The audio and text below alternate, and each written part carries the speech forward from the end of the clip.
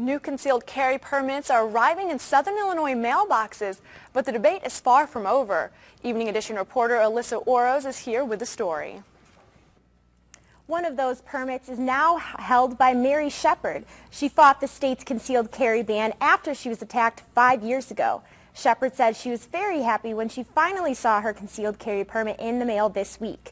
The end to the ban on concealed weapons has also led to signs warning against guns. Shots are continuing to ring as concealed carry was passed in the state of Illinois, but the approval of this long-awaited law is far from being anything but controversial. While some citizens are concerned that gun violence may increase because of concealed carry passing, others who are in support of the law say it puts everyone at a better advantage. Myself and the other range officer, we agree that it kind of evens the playing field out for the good law-abiding citizens that have always pretty much been behind the 8 ball, because bad guys have always carried guns anyways. Signs like this one here have been posted around SIU's campus and have been put up around areas of town like restaurants and Memorial Hospital of Carbondale. People cannot carry their guns into the building regardless of whether they have been approved for a concealed carry permit. These stickers are also seen at some local businesses and restaurants. But are these establishments protecting customers or restricting Second Amendment rights? Ross Smith, a forestry student here at SIU, explained how he thinks concealed carry can be a benefit. I do think it will mitigate from a lot of situations where petty thefts, burglaries, I personally, every guy dreams of being the hero, and I would like to stop a robbery, but I'm not saying that it's ever going to happen. And if people do choose to get their permits, what can we do to ensure that concealed carry will continue to be more beneficial than dangerous? I think it's one of those factors where education decreases violence worldwide the more it's implemented. Do your research wisely, pick the right class, do your research on your instructors, make sure their intentions are right. We want good people, well-trained on the streets. That way they can protect themselves and their family.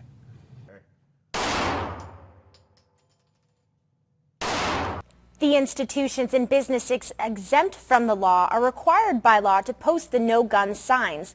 The decals can be downloaded from the Illinois State Police website. Live in the studio, I'm Alyssa Oros.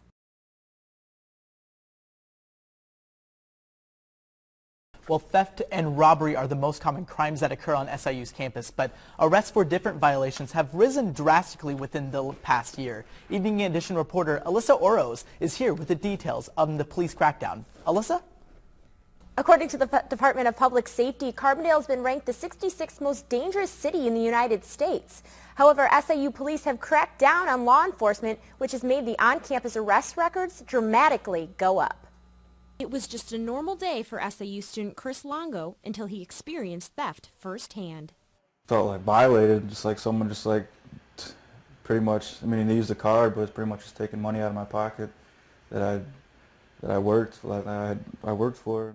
Chris is just one of hundreds of students who experience identity theft and fraud this year, which are the most common crimes committed on SIU's campus. I found out that there was a $389 charge at Journeys, $97 charge at Finish Line, and then $1.82 at Walmart.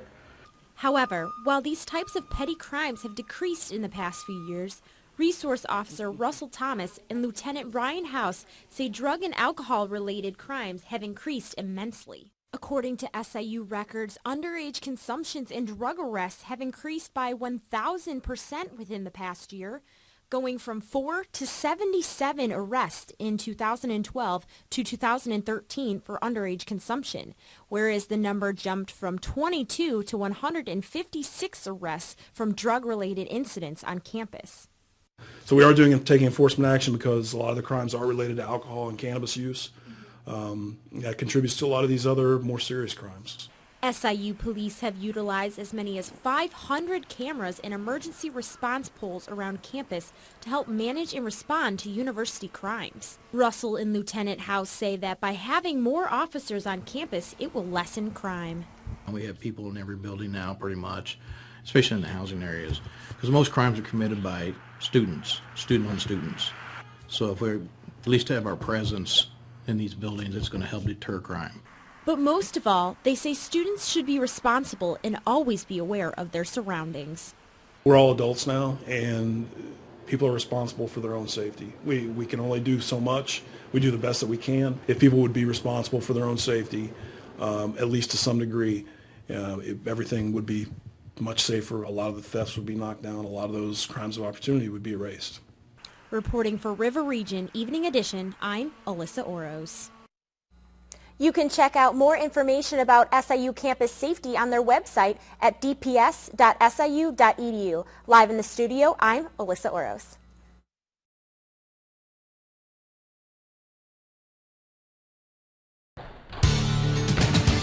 And now the latest scores and highlights from across the River Region. This is Evening Edition Sports. Following the footsteps of the NBA in college football, college basketball now has its first openly gay athlete. Derek Gordon of the University of Massachusetts became the first openly gay Division I basketball player, making the announcement today. He says he was inspired by Jason Collins, who came out to Sports Illustrated last April and became the first actively gay NBA player this season. Gordon is a redshirt sophomore at UMass after transferring from Western Kentucky prior to the 2012-2013 season. The visiting Reds avoided a sweep from the Cardinals, blanking the Redbirds 4-0. Billy Hamilton sparked the leadoff spot for Cincy, getting 3 hits and stealing 2 bases. Devin Mesoraco's 2-run homer in the 4th was the difference as the Cardinals mustered only 4 hits.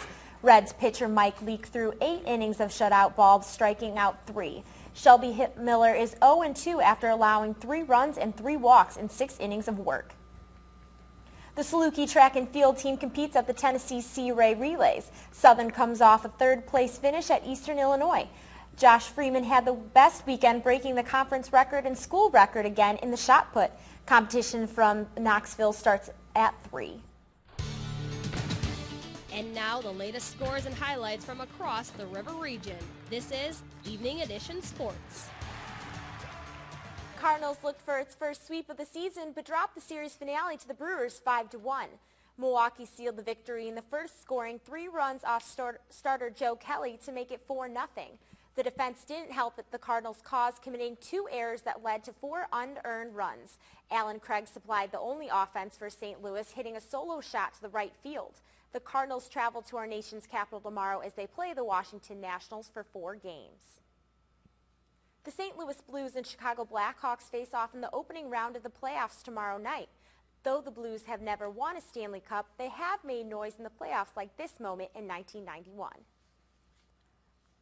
The Blues and Red Wings squared off in St. Louis on April 15, 1991 in Game 7 of the opening round of the playoffs.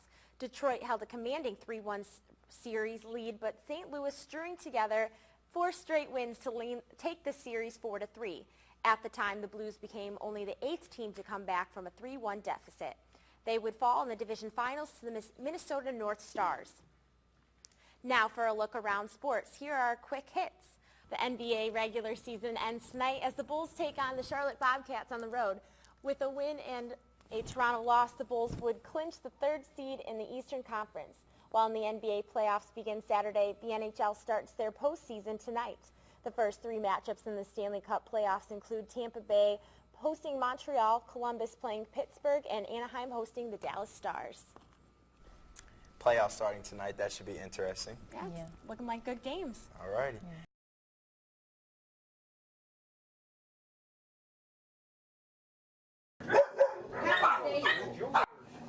It all started with Rosie, a rescue dog who was adopted by Governor Pat Quinn in his support of Comptroller Judy Barr Topinka's Critters Pet Adoption Program. Topinka created the program in 2011 to find homes for animals like Rosie and to avoid the cost of animal overpopulation and animal control efforts. Places like St. Francis Care in Murfreesboro are no-kill shelters that support these animals while they are waiting to be adopted. Diane Dotery, the president of the board of directors and co-founder of St. Francis Care in Murfreesboro, is thrilled that the governor and comptroller are urging Illinois residents to adopt pets from animal shelters. And we're getting more and more donations because we're not for profit. We rely totally on adoption fees and donations. So, you know, the awareness that they're giving shelters, and especially no-kill shelters, is awesome. So I think it's about time, but I'm very happy that they're supporting this. Dougherty went on to explain the endless amounts of benefits of having a pet and why people should strongly consider adopting these animals. It's been proven that your blood pressure is lower if you own a pet, your stress level, your love. Everybody needs, you know, a hug a day, a kiss a day. They just give you so much unconditional love. Now, how, you know, you can be in a bad mood and come home to this, and how can you stay in a bad mood? St. Francis is currently in the process of getting a brand new 3,000 square foot facility, but until then, their focus is finding these adorable animals their forever home. Reporting for River Region Evening Edition, I'm Alyssa Oros.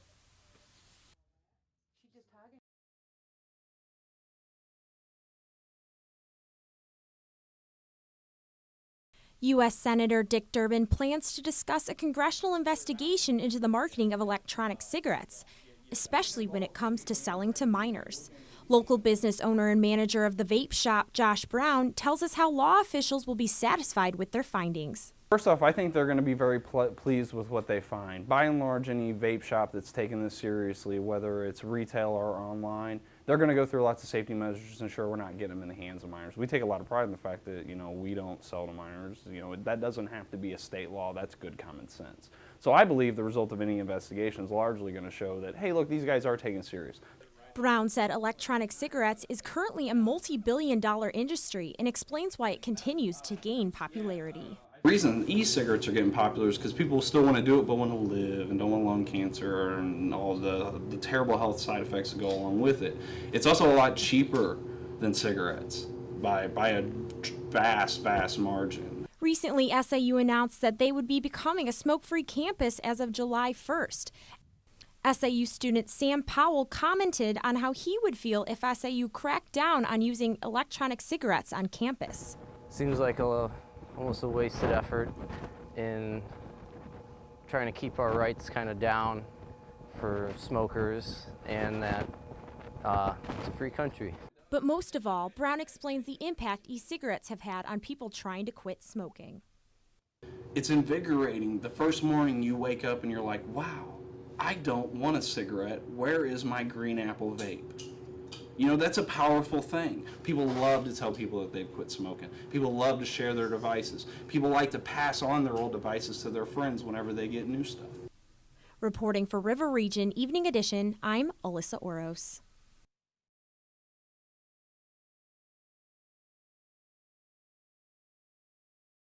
It's lunchtime at SIU, and students begin to flood the lower level of the Student Center to buy food from restaurants provided by the dining company Chartwell's. But as the assistant director of the Student Center, Sarah Van Voren, explains, the new dining plan will be implemented next semester.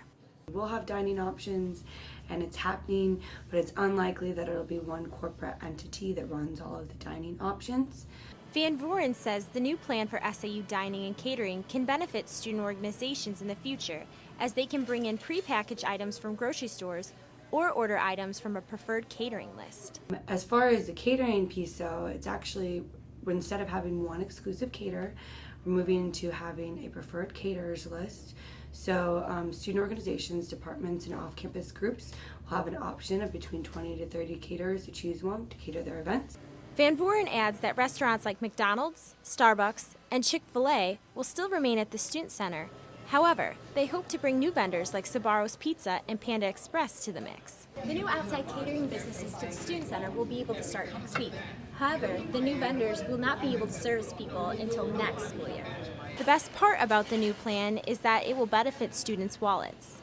I think that this change is going to be more affordable for student organizations, and I think it's ultimately going to drive more business to the Student Center. SIU has also been surveying students during the past month to determine which kinds of new restaurants and vendors students would like to see in the Student Center. Nutrition and dietetics major Jessica Brunner said that she would like to see healthier food options in local businesses in Carbondale in the Student Center. I think it'd be cool if we could get local businesses here and not as much fast food chains, but really I'd just like to see more healthy varieties. When students return for lunchtime in the fall, there will be new smells in the Student Center next semester. Reporting for River Region Evening Edition, I'm Alyssa Oros.